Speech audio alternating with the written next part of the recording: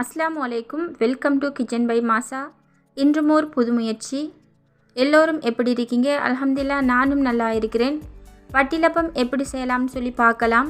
இது பார்க்குறதுக்கு முன்னாடி என்னுடைய சேனலை இன்னமும் சப்ஸ்கிரைப் பண்ணாட்டி சப்ஸ்கிரைப் பண்ணிக்கொள்ளுங்க. பக்கத்திலே இருக்கிற பெல் ஐக்கானையும் கிளிக் பண்ணிக்கொள்ளுங்க. ரொம்பவும் ஸ்வீட்டான ரெசிபியான இந்த வட்டிலப்பம் எப்படி செய்யலாம்னு பார்க்கலாம் வாங்க. வட்டிலப்பம் செய்கிறதுக்கு தேவையான பொருட்களை பார்த்துடலாம். நான் 5 மீடியம் சைஸ் முட்டை எடுத்துக்கிறேன். நீங்கள் பெரிய லார்ஜ் முட்டை கிடைச்சாலும் பாவிச்சுக்கொள்ளுங்க. வட்டிலப்பம் நல்லா திக்காக வரும்.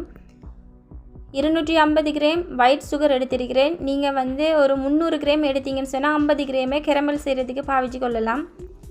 திக்கான தேங்காய் பால் எடுத்து வைத்திருக்கிறேன். இது ஒரு தேங்காயோட 3/4 அளவுக்கு தேங்காய் பூ எடுத்து நன்றாக திக்காக புளிந்து வைத்திருக்கிறேன். 150 ml வரும். அதே மாதிரி பாதாம் முந்திரி எடுத்து வைத்திருக்கிறேன். பாதாமை ஊற வைத்து தொலிகளை நீக்கிய பிறகு பயன்படுத்தி கொள்ளுங்கள். ஏலம் விதை எடுத்து வைத்திருக்கிறேன். நீங்கள் ஏலத்திர விதைகளை மட்டுமே பயன்படுத்தி கொள்ளுங்கள். தொலியை சேர்த்திங்கன்னு சொன்னால் இந்த வட்டிலப்பத்தில் கலரில் கொஞ்சம் டிஃப்ரெண்ட் வரும். இன்றைக்கு வட்டிலப்பம் செய்கிறதுக்கு தேவையான பொருட்கள் இவ்வளவு தான். இதை வைத்து நம்ம வட்டிலப்பம் செய்கிறத பார்த்துருவோம். ஒரு மிக்சி ஜாரில் முதல்ல இந்த முந்திரியையும் பாதாமையும் சேர்த்து நன்றாக பேஸ்ட் பதத்துக்கு அரைச்சிட்டு வந்துடுவோம். இப்போ அரைச்சாச்சு. இதில் திக்கான தேங்காய் பாலில் ஒரு 1/4 கப் அளவுக்கு எடுத்து இது கூடவே சேர்த்து நன்றாக ஒரு பேஸ்ட் பதத்துக்கு அரைச்சிட்டு வந்துடுவோம்.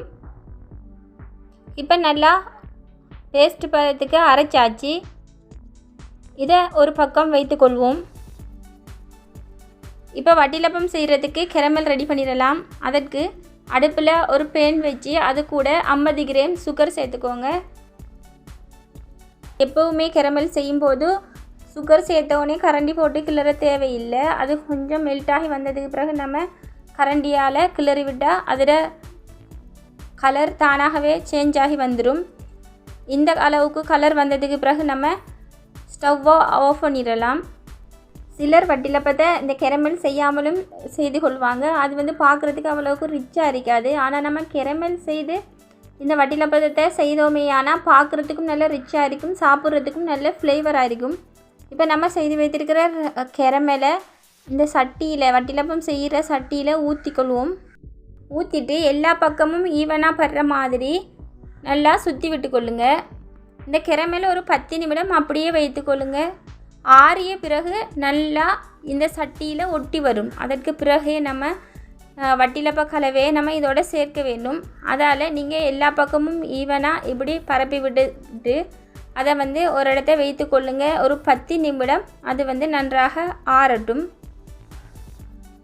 பாருங்கள், பார்க்குறதுக்கே ஒரு டிஃப்ரெண்டான கலரில் நமக்கு இந்த கேரமல் ரெடி ஆகி வந்திருக்கு. இப்போ இன்னொரு மிக்சி ஜாரில் நம்ம இந்த முட்டையை அடித்து எடுப்போம். அதுக்கு நீங்கள் முட்டையை எல்லாவற்றையும் ஒன்றாக சேர்க்காமல் ஒவ்வொன்றாக உடைச்சி சேர்த்துக்கொள்ளுங்க. முட்டையில் ஏதாவது மாற்றம் இருந்தாலும் நமக்கு ஈஸியாக தெரிஞ்சு கொள்ளக்கூடிய மாதிரி இருக்கும். அதால் நீங்கள் எப்பயுமே முட்டை சேர்க்கும்போது இதே மாதிரி உடைச்சி விட்டு சேர்த்துக்கொள்ளுங்க. இப்போ எல்லா முட்டையும் உடைச்சி சேர்த்தாச்சு. இதை நல்லா பிளெண்ட் பண்ணிட்டு வருவோம். இப்போ பிளெண்ட் பண்ணியாச்சு.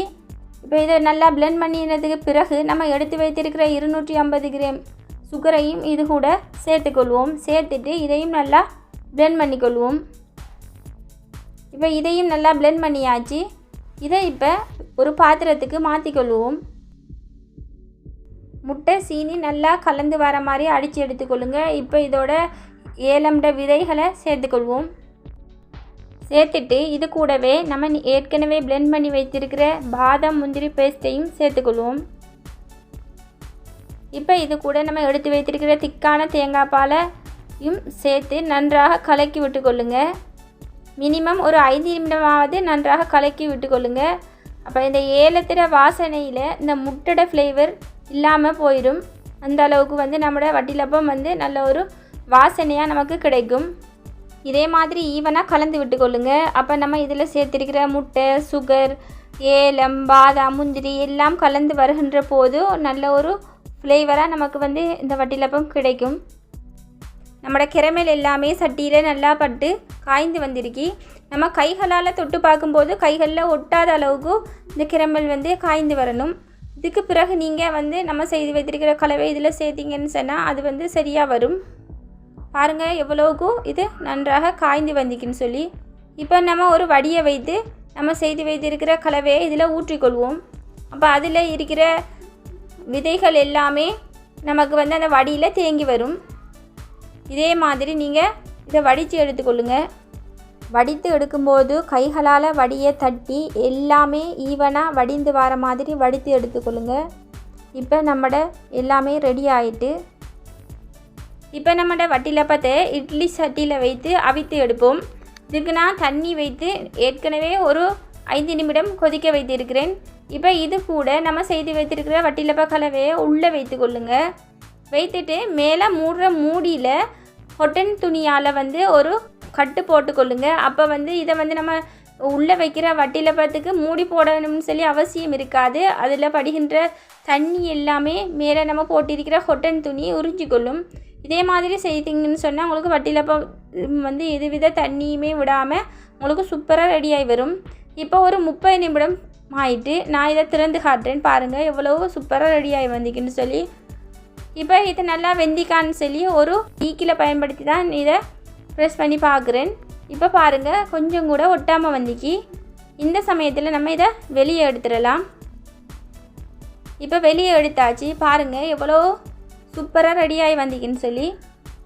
ப்ரெஸ் பண்ணி பார்த்தா திக்காக இருக்கிற அளவுக்கு வந்து இந்த வட்டிலப்பம் ரெடியாகி வந்திருக்கு. இது வந்து அப்படியே விட்டுடுங்க ஒரு 5 நிமிடம். இது வந்து ஆறட்டும். ஆறிய பிறகு அதோட ஓரங்கள் எல்லாமே தானாகவே கலந்து வரும். இதை பார்த்தா உங்களுக்கு விளங்கும். அதோட ஓரங்கள் எல்லாமே இடைவிட்டு அழகாக வந்திருக்கு. இப்போ நம்ம இதை வந்து ஒரு பிளேட்டுக்கு மாற்றிக்கொள்வோம். அப்படியே வைத்து திருப்பி விட்டுக்கொள்ளுங்க.